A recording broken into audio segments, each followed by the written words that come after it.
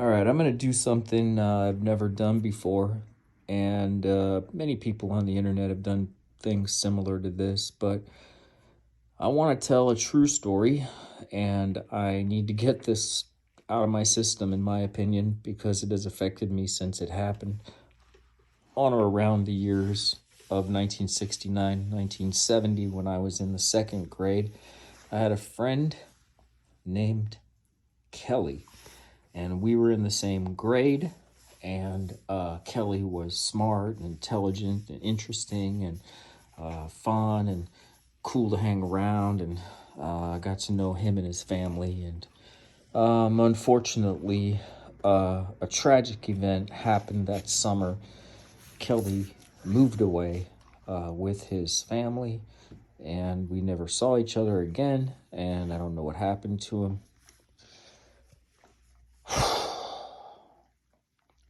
But Kelly had a little brother named Rustin. And so this is something I wrote today. And I want to read this. And I want to read it the way that I want to read it. And this is for Rustin. And this is mostly for me, I think, to get this out of my system. So I'm going to try and read this thing the way that I've actually written it and the way I want it to sound, as a dedication to a little kid who didn't get what seemed would have been fair and died to something that he had virtually no control over when he was just out of kindergarten. Anyway, here's to Rustin. Facing proudly for all to see, taped to the inside glass of my former kindergarten window over summer vacation, proud pictures drawn by just graduated babies, really. Standing on the empty school grounds, planning on maybe jumping the fence to the large swings secured by metal fences and gates. We stood, proud, or once proud, second, soon to be third graders, with our backs to the empty cafeteria, the quiet hallways,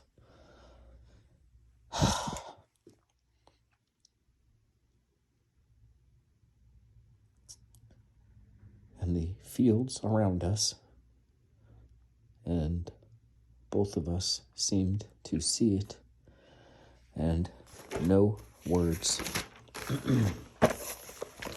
were or ever have been said. Some picture of a dragon or a dinosaur, of Rustin himself, I have zero capacity to recall. But on Rustin's drawing, I recall the letters sprawled proudly, ascending upward from the lower bottom of the area beside or beneath, perhaps, whatever drawing he drawed.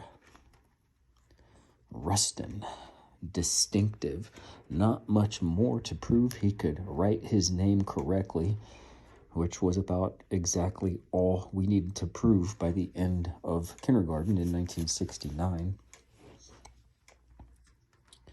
I genuinely do not remember if my memory of events is true, but I do believe I said Rustin as I either verbally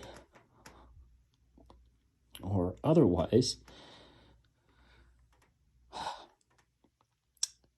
drew attention to Kelly's little brother Rustin's drawing. Personally, I was at first happy to see the drawing by Rustin because I thought of him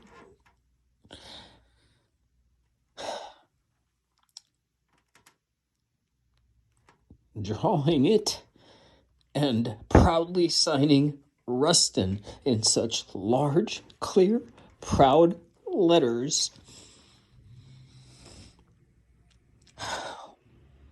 But when I looked to my left and saw Kelly's face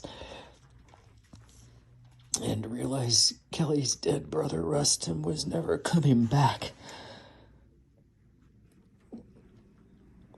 I was probably never quite happy again.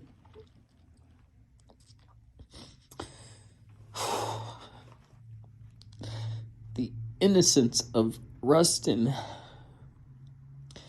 and unfairness of his death changed me as soon as I looked over and saw Kelly's reaction.